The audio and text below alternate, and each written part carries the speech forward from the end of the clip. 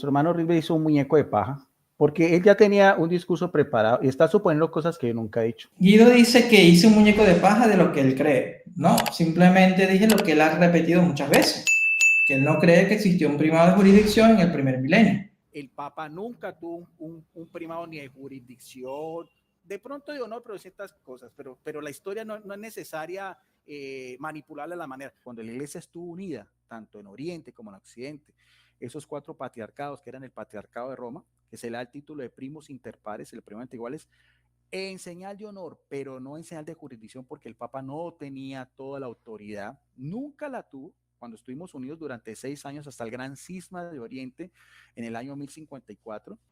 Y esto él lo ha tratado con Max Roper, con Mónico Vázquez, y ahora lo trata conmigo, ¿no? A ver, nunca se ha negado el desarrollo del ministerio del papado. Nunca lo he negado, ¿sí? Ok, aquí vuelvo a citar a Michael Smaus, y van a ver que lo cito mucho porque es de mis teólogos favoritos junto a Benedicto XVI, José Antonio Salles, Luis Ock. Mira lo que él dice por acá. Él nos pone a reflexionar sobre el papado, o sea, cómo entenderlo. Mira lo que él dice. Es del todo imaginable y comprensible que un cristiano del siglo I o II apenas pudiera reconocer a primera vista el primado del apóstol Pedro en el fenómeno del papado moderno, ¿sí? Que ese es el anacronismo que a veces muchas personas cometen. Quieren ver a San Pedro como vemos al Papa Francisco en un papa móvil, ¿no? O sea, es un anacronismo, no podemos verlo de la misma manera, ¿no? Porque apenas se estaba desarrollando. Y él pone un ejemplo, dice, lo mismo que no podría reconocer la figura de una planta madura en una semilla recién germinada. En la medida en que los papas comprometen el pleno poder que Cristo les ha dado a favor del reino de Dios y de la salvación de los hombres, según las exigencias del tiempo, el primado asciende a un grado superior. La figura respectiva del primado está, pues, determinada por el modo en que son realizados los plenos poderes creados por Cristo. Está, en consecuencia, caracterizado tanto por las circunstancias temporales como por el carácter personal del portador del poder. ¿Sí? Aquí lo que está diciendo es prácticamente que no podemos entender el papado al mismo modo que lo vimos o lo estamos viendo ahora, ¿no? Ok, lo que quiero que se entienda aquí es que Michael Smaus nos está explicando justamente cómo se debe entender el papado. O sea, no podemos ver el papado en los siglos primeros como lo vemos ahora, ¿sí? ¿Por qué? Porque se va desarrollando poco a poco a través del tiempo. Es lo que dice acá. Por eso pone el ejemplo de que no podríamos reconocer la figura de una planta madura en una semilla recién germinada. Por lo mismo, no podemos reconocer el papado, ¿verdad? Digamos, de los primeros siglos en el papado actual, ¿sí? Porque hay un desarrollo. Pero es muy contrario desarrollo a evolución. Y Guido usa el término evolución. Lo que sí nos especifica Pastor Eterno es como es una institución también humana que abarca 20 siglos, de 267 obispos o personas, desde Pedro, empezando por Lino, hasta Francisco, pues evidentemente eso tiene un transcurrir histórico, eso ya es lo que se llama la crítica histórica o el rigor científico. De eso es lo que me voy a dar cuenta yo, en el sentido de que cómo ha sido esa evolución de ese primado de jurisdicción del obispo de Roma. ¿Sí? Porque una evolución implica un cambio. Cambio, un desarrollo implica una mejor comprensión. Es esencial para la comprensión del primado el no ser deducido de evoluciones naturales. No es resultado de constelaciones políticas. Tampoco puede ser interpretado como producto de procesos y relaciones sociales o culturales. Ni tampoco ha sido creado por la Iglesia misma, por ejemplo, por la totalidad reunida de los obispos. El primado no debe su nacimiento a un movimiento de abajo, ni interior ni exterior a la Iglesia. Quien lo explicara así, contradiría la comprensión del primado que la Iglesia posee en su convicción creyente. A tal autocomprensión pertenece que el primado procede de Cristo. Cristo mismo lo fundó haciendo mandatario a Pedro. Al transmitir el primado de derecho a Pedro, fue fundado a la vez por él el papado. El poder del Papa procede, pues, de Cristo. Por tanto, viene de arriba, no de abajo. Sin duda tiene su asiento en la esfera visible de la Iglesia, pero no es de derecho humano, sino de derecho divino. En este caso, el papado siempre ha sido el mismo en su esencia, solamente ha tenido una mejor comprensión en la historia. Lo mismo que ha pasado con cualquier doctrina. La Trinidad no era entendida del mismo modo en el siglo I como fue entendida en el siglo IV. ¿Sí? Hay un desarrollo, no podemos decir que hay una evolución. Ahora bien, para los hermanos protestantes que están apoyando a Guido, Guido ya reconoció que el papado es un ministerio divino. Primero que todo, que el papado viene de origen divino, no es algo que fundó Constantino, ni mucho menos, porque es una promesa y un legado, una misión que le da el mismo Jesucristo a uno de sus apóstoles, Simón Barjona, que después recibe el nombre de Pedro, Cefas, Kefas, como quieran llamarlo. ¿Sí? Por lo tanto, Guido no va para su lado, ¿sí? Para que ya dejen de alegrarse. Ahora, Guido habló del poder de las llaves. O sea, el poder de las llaves justamente es un poder de atar, desatar, una autoridad. Delega a Pedro como mayordomo, como administrador. Si vemos vamos a decir, la prefiguración de Pedro al tener las llaves, lo vemos con Eliaquín en Isaías 21:22. ¿Sí? Era el que se encargaba de la casa, del reino, en este caso, del reino de los cielos. ¿Sí? Bien, este poder no lo tiene ningún otro apóstol. Esto implica primacía. ¿Sí? Tanto Guido como yo reconocemos la primacía. Ahora, Guido lo que no reconoce es que sea de jurisdicción, pero al tener primacía y al tener jurisdicción, viene a ser una primacía de jurisdicción, ¿verdad? Eso es lo que no sé por qué cuesta tanto entenderlo.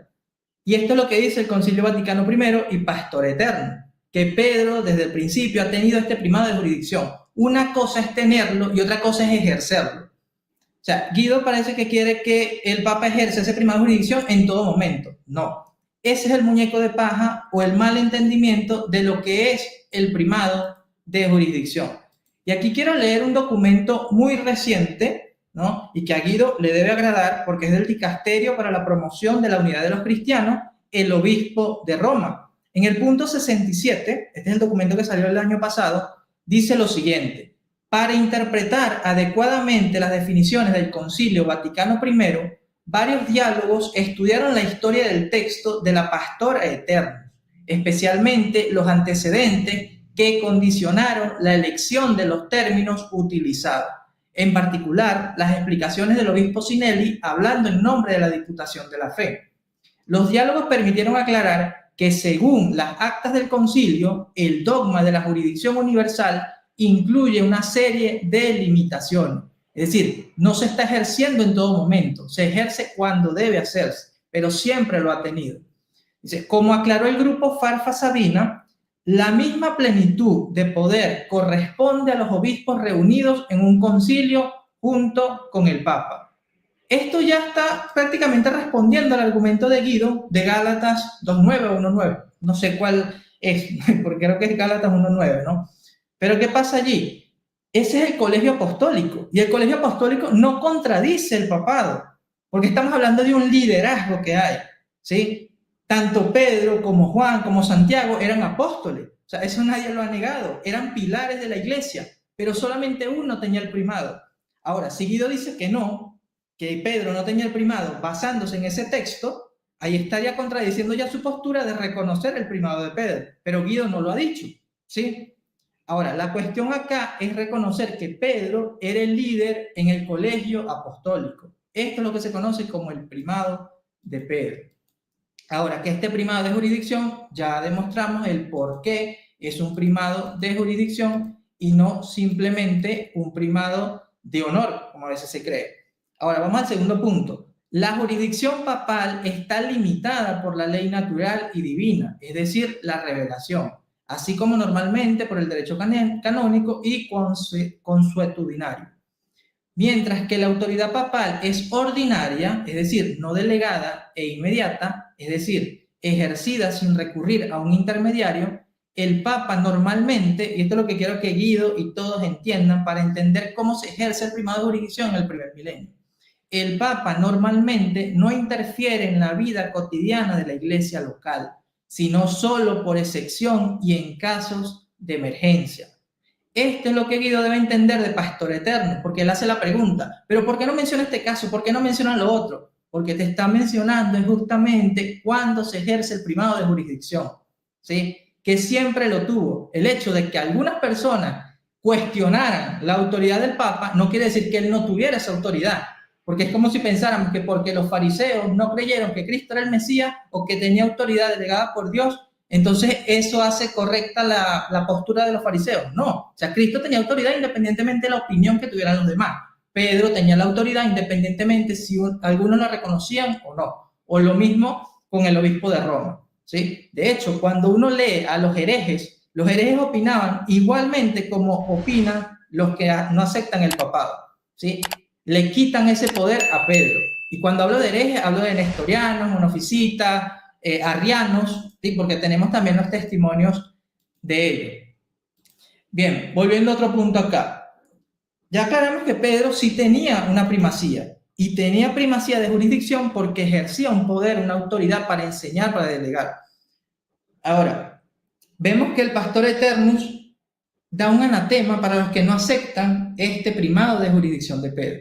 Entonces, cuando Guido recurre a argumentos para decir, pero es que mira, esto contradice a lo que vemos en la historia, o esto no va acorde con la historia. Oye, Guido, ahí estás yendo en contra de Pastor Eterno. Porque si tú vas a libros de historia, te van a presentar la historia. Sí, pero estamos tratando lo que es el primado de jurisdicción y cuándo se ejerció. No cuando hubo alguna disputa o cuando alguien le cuestionó al obispo de Roma, porque el hecho de que San Cipriano disputara con el Papa Esteban es contradictorio porque Cipriano consideró y reconoció la autoridad del Papa Cornelio. De hecho, le pidió al Papa Cornelio que interfiriera en un asunto fuera de Roma, o sea, ejerciendo autoridad fuera de Roma. San Cipriano, fallecido en 258, pide al Papa Esteban I que intervenga en el asunto de Marciano, obispo de Arles, que era novaciano. Insta al Papa a excomulgar a este hereje y a que se asegure de que se nombre un obispo católico. Él mismo no excomulga, sino que pide al Papa que lo haga. En los casos de sus propios rebeldes, Basílides y Marcial, ruega al Papa Cornelio que no acepte su apelación.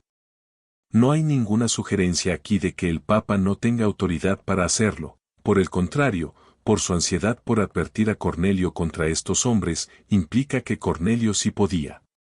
Adrián Fortescue. Capítulo 5. The Pope's Jurisdiction in the Early Papacy. Tode Synod of Chalcedon 451. Ignatius Press 2008. ¿Por qué después Cipriano cambió de opinión? Y esto lo dice el obispo Nicolás Atanasiek. Muy contradictorio. ¿Por qué? Porque él simplemente quería ir en contra de lo que se estaba diciendo por parte de Roma y de parte de la Iglesia en general. Es decir, que no había que rebautizar. Cipriano se había rebelado contra la decisión de Esteban cuando éste se negó a reconocer la deposición de los obispos españoles. Luego viene una exigencia perentoria de que Esteban deponga a Marciano, el obispo de Arles. No es exagerado decir que Cipriano deseaba que Esteban siguiera sus instrucciones, como su predecesor Cornelio lo había hecho antes. Pero cuando Esteban empezó a hablar al estilo de Cipriano, Cipriano entonces encontró sus propias opiniones inadmisibles en boca de Esteban, se rebeló contra ellas apasionadamente. Entonces, por eso Cipriano se puso en contra del Papa. ¿Por qué? Porque era el líder, la cabeza que estaba defendiendo la postura de la Iglesia. Sin embargo, lo que no se dice muchas veces es que San Cipriano de Cartago, luego nos menciona San Jerónimo, que hicieron un concilio y se sujetaron realmente a lo que dijo el Papa. Cipriano, de bendita memoria, intentó evitar cisternas rotas y no beber de aguas extrañas, y por lo tanto, rechazando el bautismo herético, convocó su sínodo africano en oposición a Esteban, quien era el 22º sucesor del beato Pedro en la sede de Roma. Se reunieron para discutir este asunto, pero el intento fracasó. Finalmente, esos mismos obispos que junto con él habían determinado que los herejes debían ser rebautizados, volvieron a la antigua costumbre y publicaron un nuevo decreto. Y de hecho, todos le dieron la razón al Papa, nos dice San Vicente de Lérida. Que el Papa Esteban quería abrazar, o aceptar, mejor dicho, el bautismo de los novacianos. El Papa Esteban de Roma, que está dentro de la línea de Roma, y sin embargo Cipriano de Cartago le dijo no. Y ahí es cuando viene el famoso fuera de la Iglesia Católica no hay salvación. Y había que rebautizar a los novacianos. ¿Perdón? ¿Pero quién tenía la razón allí? Cipriano de Cartago. ¿Seguro? Sí, claro. Todo el cristianismo le dio la razón al Papa Esteban. Datos. San Agustín, San Vicente de Lérins, San Máximo el Confesor. Con respecto al bautismo. Sí, porque todos dijeron que Cipriano estaba equivocado. Tú puedes leer el comunitorio de San Vicente de Lérins y ahí lo explica detalladamente. ¿Qué dice, por ejemplo? Que ahí el que se equivocó fue Cipriano, ¿no? Podemos leer la página 29. Insigne ejemplo del Papa Esteban en la cuestión de los rebautizantes. Ajá. Gran ejemplo, en efecto, el de estos bienaventurados, y en verdad divino y digno de ser meditado incesantemente por todos los católicos verdaderos. Ellos, resplandecientes con las 7 luces del Espíritu Santo, como el candelabro de los 7 brazos, proyectaron a la posteridad la norma brillantísima de cómo ha de quebrantarse la audacia de la impía novedad, con la autoridad de la antigüedad sagrada, en todas las vanas parlerías del error. ¿Sí? Está hablando de que lo que hizo Cipriano era una novedad, ¿no? Eso es lo que está diciendo allí. Dice, y no es esto nuevo. Antes fue costumbre muy arraigada siempre en la iglesia que cuanto más religioso... Vamos a aclarar porque según lo que estoy leyendo aquí, no es lo que tú acabas de explicar. Si es la primera vez que lo lees, sé que te va a sorprender. No, pero en base a lo que estoy leyendo aquí, no es lo que tú acabas de decir, que ya decir que allí Cipriano estaba partiendo de un error. Gran ejemplo, en efecto, el de estos bienaventurados y en verdad divino y digno de ser meditado incesantemente por todos los católicos verdaderos. Ellos resplandecientes con las 7 luces del Espíritu Santo como el candelabro de los 7 brazos proyectaron a la posterioridad la norma brillantísima de cómo ha de quebrantarse la audacia, de cómo ha de cómo ha de quebrantarse la audacia de la impía novedad con la autoridad y la antigüedad sagrada. En todas las vanas parlerías del error. O sea, aquí nos está diciendo que estos de alguna u otra manera proyectaron cómo ha de quebrantarse la audacia. No es tan como lo comentaste, Richard. Lo que pasa es que no has leído todo. O sea, ahí lo que está hablando es del caso de los rebautizantes, ¿no? Que pero eso no fue lo que dijiste. A ver, tú... Sí, ahí lo dice arriba. Fíjate que dice arriba. Insigne ejemplo del Papa Esteban en la cuestión de los rebautizantes. Ajá, vale. Está hablando de ello como una novedad, una impía novedad. Ajá. Recordemos que eso no comenzó con Cipriano. Ajá. Antes de Cipriano también habían otros. Entonces, ¿cómo se refuta esa impía novedad? Con la antigüedad sagrada. Eso es lo que está diciendo allí. Y para eso pone el ejemplo de lo que hizo el Papa Esteban. Ajá. Y no es esto nuevo, antes fue costumbre muy arraigada siempre en la iglesia que cuanto más religioso era, uno más pronto se mostraba en salir al encuentro de las nuevas invenciones. Ajá, bueno. Llenas están de tales ejemplos las historias, pero por no alargarnos citaremos solamente uno, tomándolo preferentemente de la sede apostólica para que todos vean con luz. ¿A qué se refiere más que con sede meridiana. apostólica, Osman? ¿Perdón? ¿A qué crees que se refiere con sede apostólica? Bueno, según Roma se puede referir a lo que es la sede, la jurisdicción romana del Papa Esteban. A la Iglesia de Roma. Ajá, exacto.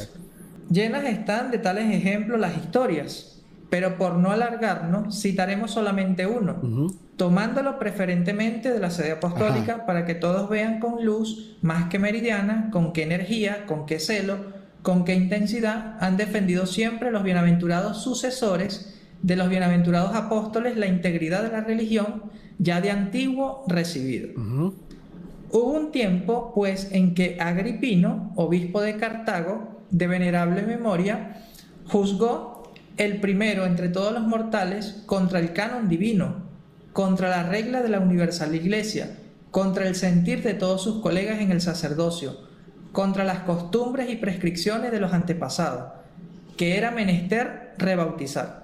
Es lo que te decía, ¿no? Esta novedad impía es justamente esta que crea Agripino, obispo de Cartago. Dice, la cual opinión fue de tan pernicioso influjo que no solamente dio a los herejes ejemplo de sacrilegio, sino también a algunos católicos ocasión de error. Como protestaran, pues, todos de todas partes contra la novedad, y los sacerdotes de todas las iglesias lucharan contra ella, según su celo, el Papa Esteban, de feliz recordación, obispo de la sede apostólica. Si la pueden... Ahí está. El obispo Esteban, ¿no? Dice, resistió. Es verdad, con los demás colegas suyos, pero más que todos ellos, sin embargo, pues juzgó, según creo necesario, sobrepujar a todos en prontitud y celo de la fe, ya que los superaba en la autoridad de su puesto. Fíjate, ¿qué te parecen a ti estas palabras que está dando San Vicente Lering referente al Papa Esteban? Finalmente, en la carta que por entonces se envió al África, decretó terminantemente que no había que innovar lo más mínimo, sino guardar la tradición. Hablando del Papa Esteban, ¿no? Cuando escribió a África.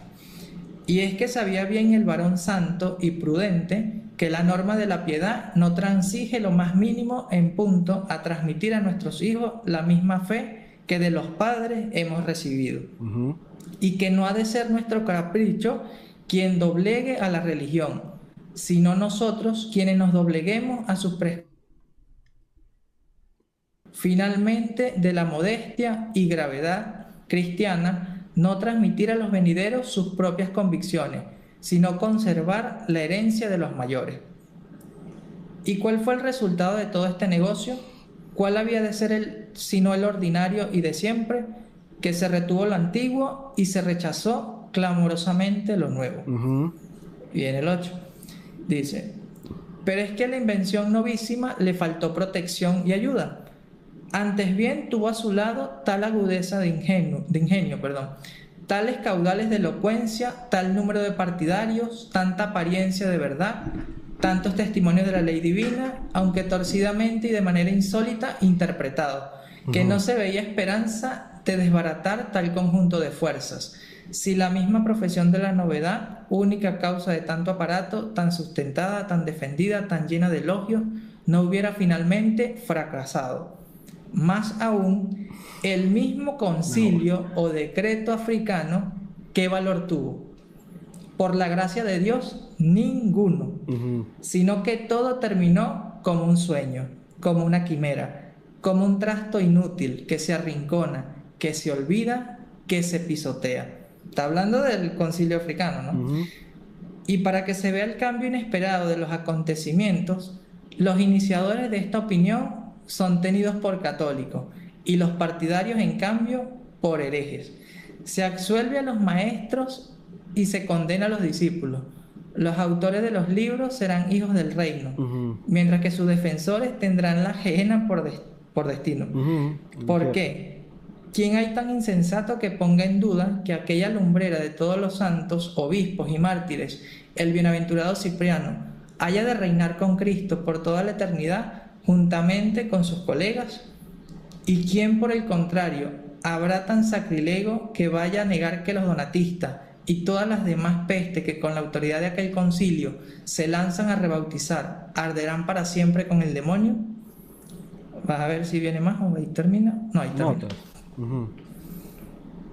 ¿Qué te parece, Osman? A ver, ¿qué te digo? Yo particularmente veo allí muchos matices bastante interesantes, porque no veo que se contradiga lo de Cipriano como tal. Dice que el decreto del concilio africano no tuvo valor ninguno. Pero es que no dice que el Papa Esteban estaba de acuerdo con toda la iglesia y llamó impía novedad a lo que hizo Agripino y que siguió Cipriano, y que el concilio africano quiso poner por encima. Impía novedad de lo que hizo Agripino y que siguió Cipriano. La pregunta es, ¿los demás obispos estuvieron de acuerdo? Ahí dice que sí. Todas las iglesias. Ahí lo que dice es que Esteban estuvo de acuerdo con eso que estamos leyendo, no que los demás obispos. Ahí está diciendo todas las iglesias. Fíjate, dice ¿Cómo protestarán? Pues de todas partes contra la novedad, y los sacerdotes de todas las iglesias lucharán contra ella, según su celo, el Papa Esteban, de feliz recordación, obispo de la sede apostólica. Que todos estaban de acuerdo con el Papa Esteban. ¿En qué parte está eso que no lo veo aquí? O sea, sí sé que lo leímos, pero no lo encuentro rápido aquí. Ahí mismo en la página 29. 29. El 3. Ok, ya.